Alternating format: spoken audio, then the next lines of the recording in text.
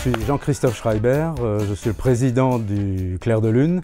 Le Clair de Lune, c'est une association de musiciens et de gens autour qui font de la technique et qui nous aident. Et nous sommes dans nos locaux de répétition, à Vire-en-Plaine. Vire-en-Plaine, c'est la section Vire de Heurbourg-Vire. Alors pour vous décrire le Clair de Lune, ça ne va pas être simple. C'est un groupe d'amis avant tout, qui ont décidé un jour de faire de la musique. Nous sommes 17 musiciens sur scène. Musiciens, comédiens, chanteurs, acteurs, techniciens aussi, quand il le faut. Et nous faisons tous les 2 ans un spectacle. On s'apparente un petit peu dans le style au Grand Orchestre du Splendide. Laissez-nous passer.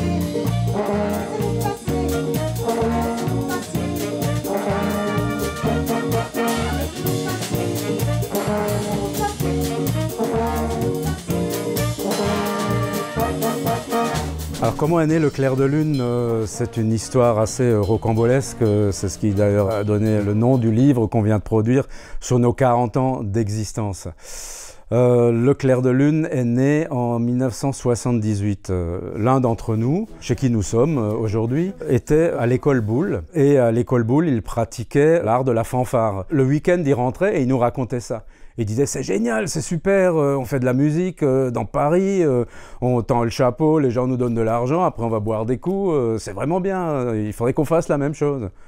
Ouais, la même chose, ouais, ok, mais bon, nous on sait pas faire de musique, hein, et puis à Colmar, qu'est-ce que tu veux faire la Manche? Et puis petit à petit, ça nous a un petit peu travaillé quand même, et donc finalement on est allé voir les musiciens, ce qu'on appelait la clique de Vire-en-Plaine à l'époque, et on leur a demandé s'ils pouvaient nous prêter leurs instruments. Et ils ont dit ouais, ok, on vous prête les instruments, mais à condition que vous animiez le 14 juillet. Donc cette question a été posée en octobre 78, et le 14 juillet était donc en juillet 79. On a dit ok banco, on va faire ça. Bon, complètement inconscient, les 3/4 n'étaient pas musiciens. Ben on y allait quoi. Alors ici même dans cette salle, on a commencé à répéter, on a choisi les instruments au préalable. Ils avaient mis les instruments en tas comme ça. Je me rappelle de Fernand qui disait moi je jouais de la trompette, ça me plaît la trompette. Il a pris la trompette et hop c'était son instrument. Moi qui aime les sons graves, j'ai vu le tuba, je me dis ah le tuba ça c'est pour moi, je prends le tuba quoi. Ça s'est fait comme ça. Une fois que chacun avait son instrument, ça n'a plus été remis en cause. On a appris sur ces instruments-là et puis ça allait bien.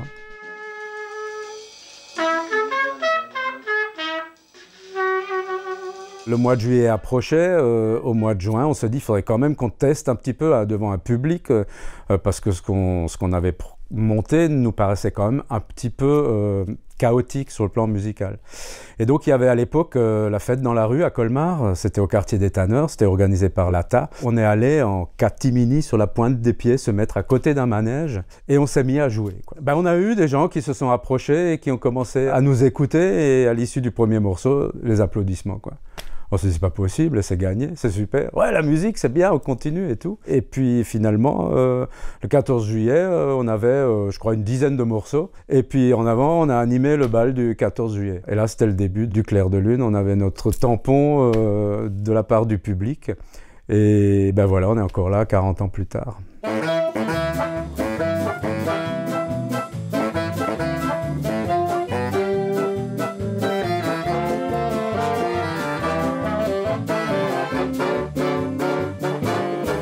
Après 1 an de travail, nous avons fait ce que les écoles de beaux-arts appellent un voyage fanfare. C'est-à-dire le principe, c'est de trouver une vieille camionnette et de partir sur la Côte d'Azur pendant 15 jours, 3 semaines pour aller faire la Manche et essayer de vivre de sa musique. On a récupéré un vieux tube Citroën. En quelques 3 mois, on a retapé ce tube Citroën et on est parti avec sur la Côte d'Azur.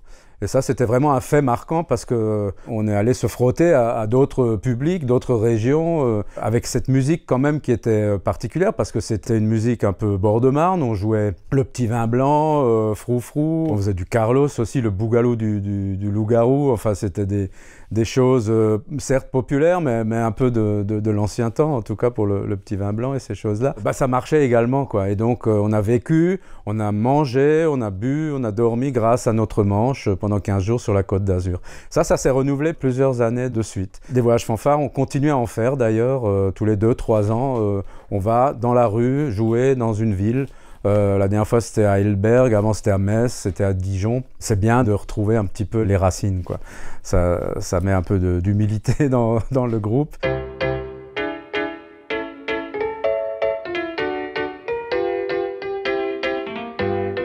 Un soir, nous étions à Cernay et on avait monté un morceau qui s'appelle La musique vient par ici et où l'un d'entre nous était déguisé en femme et devait donner la réplique à un autre sur le plateau. Moi, j'avais fait répéter ce gars-là pas mal de fois pour qu'il soit au point et une demi-heure avant de monter sur scène, il est venu me voir, il m'a dit « Écoute, je peux pas le faire. Je peux pas le faire, je peux pas me déguiser en femme devant des gens. » Alors je me suis retrouvé à jouer ce rôle et on s'est dit mais tiens, mais c'est ça qu'il faut qu'on fasse, il faut qu'on se mette plus en scène, qu'on ramène des costumes, des décors et tout ça et ça va plaire au public. Ça devait être en 87. Et à partir de là, on a commencé à construire des spectacles.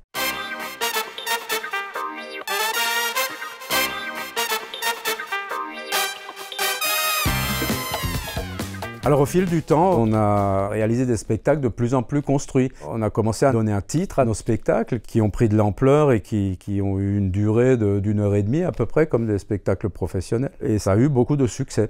Quelques années plus tard, nous sommes partis au Mali. On avait joué pour Terre des Hommes une fois et le fruit de la billetterie est revenu à une association malienne. Puis on s'est dit ce serait bien maintenant que nous on aille au Mali pour échanger directement avec les gens et échanger musicalement. Nous sommes arrivés au pied de la falaise d'Ogon où nous avons déballé nos instruments et nous avons joué devant un public clairsemé d'Africains complètement ébahis devant cette musique qu'ils ne connaissaient pas. Ce soir-là, il y a un autre orchestre malien, cette fois, qui est venu avec des instruments trafiqués. Et on a fait ce qu'on appelle un bal poussière. C'était un moment musical très intense où on a essayé de jouer ensemble. Et ça s'appelle un bal poussière parce que les habitants du village sont venus et ils ont dansé. Et petit à petit, il y a la poussière qui se lève. Et au bout d'un moment, on voit même plus ce qui se passe, tellement il y a de poussière parce qu'il y a tellement de gens qui dansent et qui font les fous. Ça, c'était un moment extrêmement fort. Il y a eu un autre fait marquant, c'est lorsque la ville de Colmar nous a proposé d'animer la première nuit multicolore au Champ de Mars. Et il y avait un monde fou, il y avait, je sais pas, 15 000 personnes, enfin autant de monde que maintenant quand il y a un bon orchestre, quoi. Et on a joué notre spectacle sur cette scène devant tellement de gens. C'était d'ailleurs notre plus gros concert, parce que depuis, on joue devant des salles beaucoup plus petites. Mais là, c'était royal que la ville nous ait offert ça, quoi.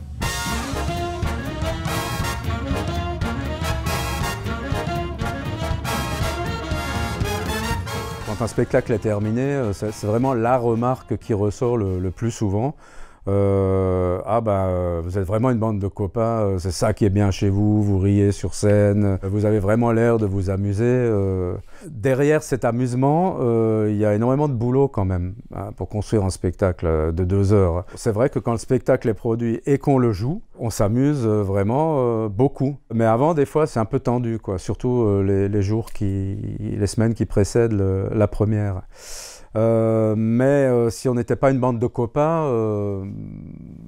on aurait arrêté déjà. On n'est pas des musiciens, on a une bande de copains qui ont appris à faire de la musique. On a parmi nous, par exemple, un musicien qui est professionnel, qui en vit, qui est très talentueux. D'autres qui jouent dans des harmonies à haut niveau. Il y en a qui jouent au conservatoire de Colmar.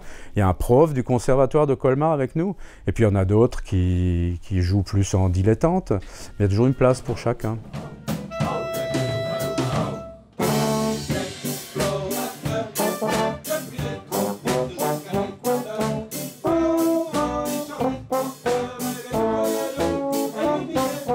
Je m'appelle Raymond Albaz, je suis considéré comme le musique chef, l'empêcheur de tourner en rond, celui qui fait travailler les répétitions, les morceaux. Et j'ai dû louper environ 2 ans de la vie du groupe, donc ça doit faire 38 ans que je suis là. Et je les ai croisés la première fois dans une des premières fêtes des rues à Colmar. J'ai trouvé que ces gens-là avaient une dynamique incroyable et un sens de la fête. Et heureusement, je connaissais l'un des membres qui m'a invité à venir partager ça pendant quelques temps. Et après, je les ai plus lâchés. Ce qui me plaît, c'est ce sens de la famille, ce sens de l'amusement, le sens de se faire plaisir. Le Clair de Lune, c'est vrai, c'est une famille. C'est une famille parce qu'on se connaît très bien, on se connaît comme se connaîtraient des vieux couples, avec des joies, des peines, des coups de gueule et tout ça. Comment je vois les 40 prochaines années? Aucune idée, parce qu'à chaque nouveau spectacle, c'est remis en cause. Là, on vient de boucler les 40 ans, on a écrit le livre, ça pourrait marquer une fin. En principe non, puisqu'on commence déjà à réfléchir à des nouveaux morceaux. Hein. Donc tant qu'on aura envie de faire de la musique et des conneries sur scène, je pense que ça va continuer.